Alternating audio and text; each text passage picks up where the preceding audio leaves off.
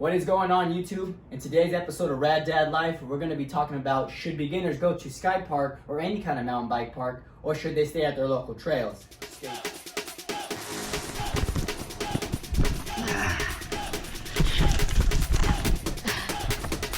Woo!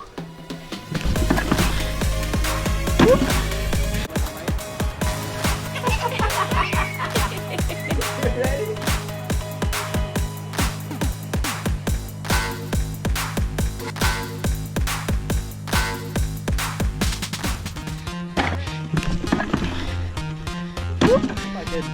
I'm fluffy. I got lots of padding. Thanks, sir.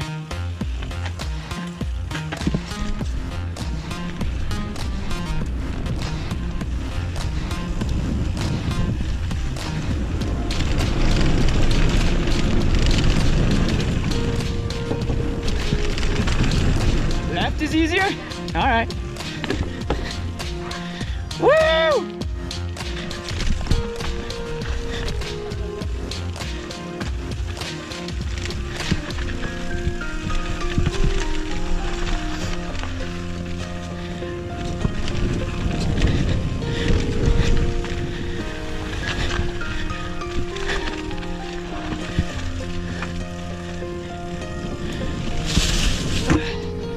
Little off course.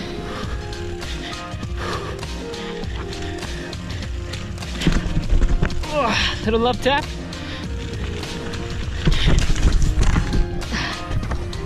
Woo! That's what.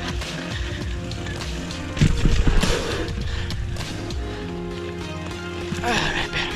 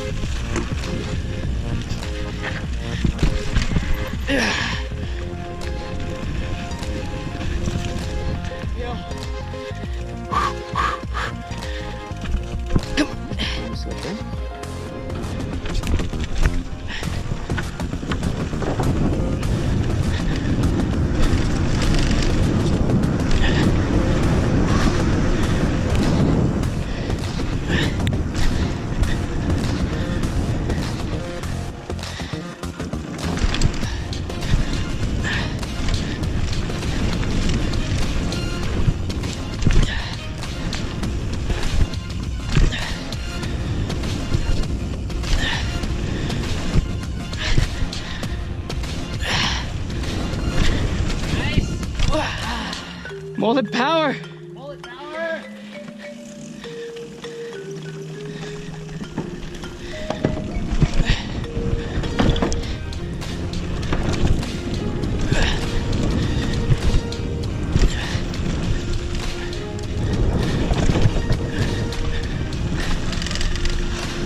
Wow!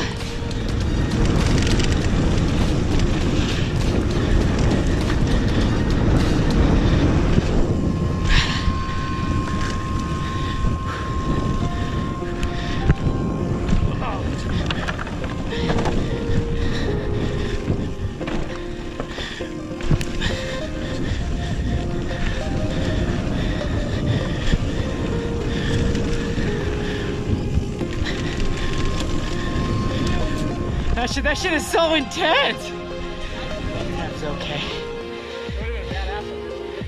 Yeah. Woo!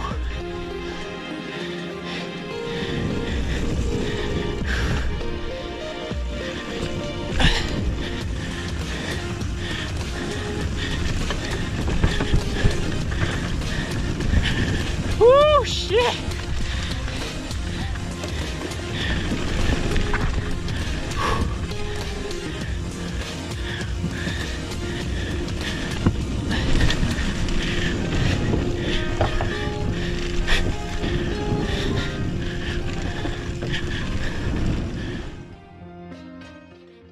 Welcome back. In today's episode, like I said, we're going to be talking about myself being a beginner. I've had roughly around 2.5 years of experience, and I'm going to tell you how my first experience at a bike park went. Yeah, I've been riding for about 2.5 years, but I believe there's probably better riders than me that have been riding for about 6 months because they're able to go more than I am. I go roughly about, maybe if I'm lucky, once a month. I started riding just right before I became a dad, and ever since then I've been pretty busy with my schedule. A little history about myself. I grew up riding bicycles, I guess like I used to think like any other kid, but then I watch all these videos and these kids were freaking doing tricks and bar spins and all this crazy stuff. I didn't grow up doing any of that. I grew up, I got a BMX bike and I rode it to my friend's house. That's that's the extent of my biking skills. I never learned how to do a wheelie or bunny hop. I picked a mountain bike 2.5 years ago because I think I was snowboarding and somebody told me that this was actually on the summertime was a mountain bike park. And I didn't know anything about that, so I looked into it. I thought it looked sweet. That's when I went and bought the Scott Aspect. It was a hardtail, and I fell in love with the sport, and I've been pretty much addicted ever since. So I do consider myself pretty athletic, and throughout high school, I played multiple sports. Throughout my entire life, I was always in sports. I'm a big fitness person now. I love to lift weights. I like to stay active. I love to do just adventurous things. And so for that sense, I feel like it's helping me kind of grow in mountain biking, but not to the extent of those who actually get to go more often. So being that it was my first experience at a bike park, even after I've been riding for 2.5 years, I learned some pretty valuable things.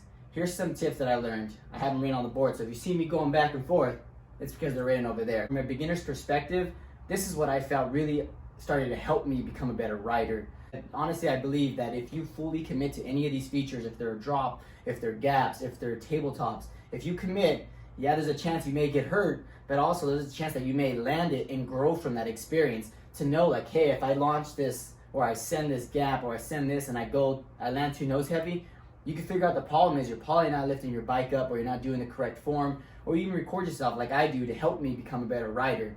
So that is my first tip, is to commit to features. You're gonna have a blast doing it, and you'll see in the video, I commit to some features, i.e. taste that dirt, it's delicious by the way, and I just get right back up. Learn how to fall, that's another good feature. I've been riding, motorcycles, not my whole life, but maybe for like 4 years I rode a Harley. I did have a couple crashes. It did help that I learned how to fall and not just flatly lay it and take the impact, but actually roll with it and disperse that kinetic energy. I only ended up breaking my hand once, but I've crashed a couple times, so I think that's pretty good overall. Another couple tip is endurance. Have some bottom line endurance. I consider myself a not very long distance kind of person. I have to train really hard for my body to actually endure running at distances or any kind of distance type event. So even though these climbs to the bottom and top of the mountain, or to the top of SkyPark, they base roughly like 10 to 20 minutes based on your endurance abilities. It's not so much the climb, but it's actually doing that climb over and over again that had my day cut short. I maybe got like 6 climbs in before my legs cramped up so bad I had to pull over and lay down because they just would not stop cramping. So that's something I need to work on. I need to just start. I have an assault bike here. I can start pedaling more and just kind of build up that lactic acid and learn how to buffer it out before my legs cramp. But that's my problem. That's something I'm going to work on for myself. For you guys, just have a little baseline endurance so that you're able to make these climbs and still have fun when you get to the top so you can descend. The last thing you want is to burn through the top and all your legs are on fire when you're about to descend. You're not going to have a good time because you're just going to be taking all the features for not what they're worth. You're going to be absorbing them rather than sending them because your legs are burning. I experienced that near the last couple runs that I had. I couldn't even enjoy them fully because I couldn't even stand up on my bike without my legs cramping. Another one is cornering. Just before I left to actually SkyPark, I learned a really, really valuable thing. I forget who said it on YouTube, but they said only use your rear brake if you absolutely have to brake in a corner. And it saved my ass so many times because in SkyPark or any kind of mountain bike park, corners come faster than you want them to, and there's more than you ever want them to. At local trails, there's the berms here and there. You can kind of see them coming ahead. But at these bike parks, especially SkyPark, like I believe it was Sleigh Ride, man, those turns come up quick and they're pretty intense. And I'm not really the best corner, and of course my usual approach is I'm gonna crash or go too fast, hit both brakes, and then I end up tasting that dirt again. So learning that just hitting my rear brake if I absolutely have to well, it actually kept me upright almost in every turn that I did. Yeah, I went slower, but at least I had traction in my front tire so that it didn't just slip up from underneath me, which it did do once. Another tip for cornering that as a beginner to another beginner is body positioning. A lot of times you want to lean back and take the turns, but you're actually unweighting your front tire, which is supposed to have traction. You also don't want to lean too forward because then your rear tire will lose traction. So having good body position, center of your bike, especially if you have a nice berm to lean into, will really help your cornering speed. I'm still a beginner, so I'm not saying that I'm a pro at it, but at least I didn't fall. That's all I can say for that. Okay, another thing that I learned, probably the most valuable lesson that I learned is the GoPro effect. I didn't know what it meant, or I didn't believe it. And all I did was watch videos at SkyPark before I went, and all I can say is a list of things like, oh, I'm gonna hit that feature. Oh, that tire, that's easy. Oh, that wall ride, that looks easy. Until you show up, and these features are 3-4 times even bigger than you imagine, and even harder to hit than you could ever think. Also, another one is these guys that are riding them, you think like, oh, they're going pretty fast, it looks smooth and easy. No, it's a lot harder than it looks. To go at the speed that they're going, at the smoothness and the flow that they're riding at, and the jumps that they're hitting is honestly, it's amazing. I couldn't do that at a third of the speed they're doing and a third of the features that they're doing. So that GoPro effect, give all these YouTubers that are fucking riding this crazy stuff grace, because that stuff is intense. If you don't believe me, watch some videos and go look at those features yourself, and you're gonna see like, damn, these are crazy. So my bottom line is, yeah, I do believe beginners should go to these mountain bike parks, because you're gonna grow as a rider a lot faster than if you go to your local trails, and especially like at SkyPark. Some tips that I learned from SkyPark is the staff is fantastic. They're super helpful. The guy at the very top, I forget his name, I think his name was Robert. He was a fantastic trail guide. He was always talking to you about anything you wanted. If you had any questions, he was helpful, knowledgeable, and just overall rad dude. He was just cool to talk to. Obviously, I don't have the best endurance, so I had a lot of downtime when I got to the top, and he was a cool dude to talk to. So thank you, Robert, for, letting me have a good experience at SkyPark for the first time. Also, the trails are really easy to follow there. That's my biggest fear is, I'm a beginner rider, so I almost have tunnel vision. I record myself, so I know where I'm looking, and I'm starting to correct that. I'm starting to look up more, because I know consciously, if I'm gonna make a YouTube video, I can't have a YouTube video of my front tire the entire time. You guys aren't gonna watch that. I don't even wanna watch that. So I started using that camera angle as an approach to, hey, look ahead. SkyPark is actually really good at telling you where you need to go for the feature. So that's one thing as a beginner rider is very beneficial to me. Another thing is there's water at the top. I like to have just a water cage, because I like to be free and be able to jump from the bike and not have too much restraint. So having water at the top is super helpful and nice. And plus it's up on the mountain, so it's a lot cooler, so the water doesn't get hot. It's a nice treat when you get to the top and you're thirsty to have nice cool water. Another one is, let's see.